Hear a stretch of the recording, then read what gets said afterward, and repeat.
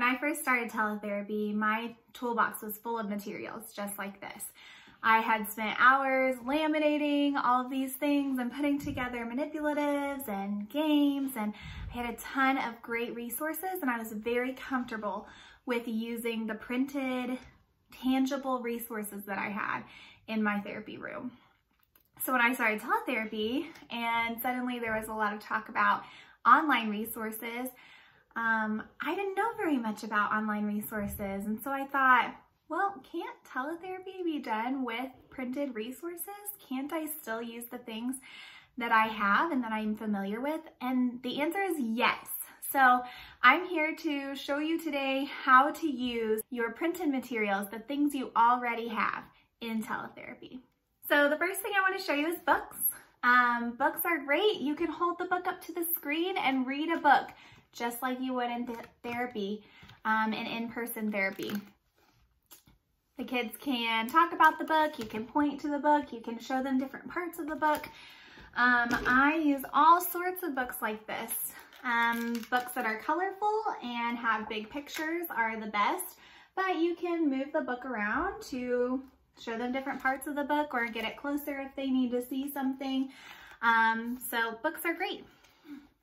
As a therapist, you probably have a collection of flashcards. We all do.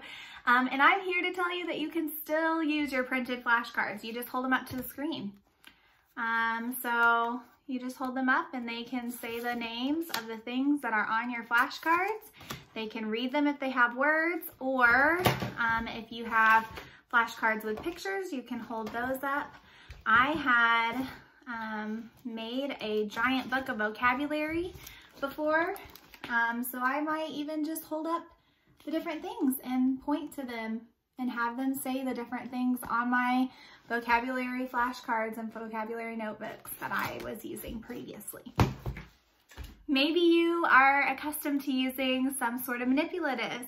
You can still use them. If you have them on your side, you can use them to show your student them. You can play with them together.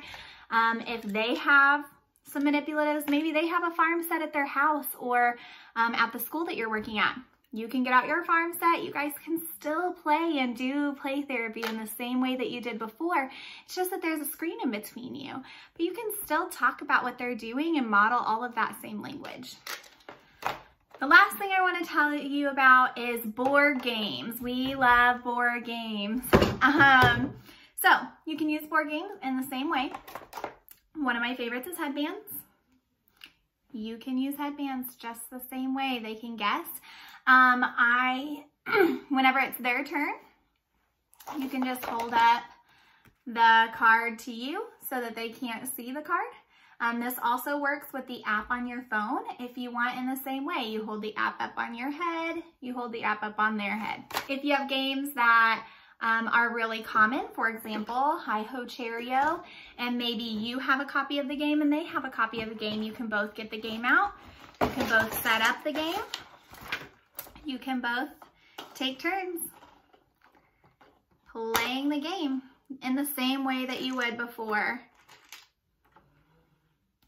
So a few tips before I go about using printed materials. You may need to move your camera so that they can see the materials. You also may need to prompt your facilitator or your student to doing the same thing. You may need them to adjust the camera, adjust the computer a little bit so that they can see it.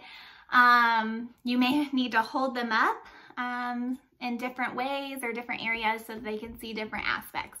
So get creative and just think about the things that you have and how you could use them and be flexible with that. Don't forget that it's good to have good communication with your students and with your facilitator in teletherapy.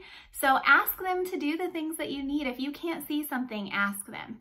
All right, thank you.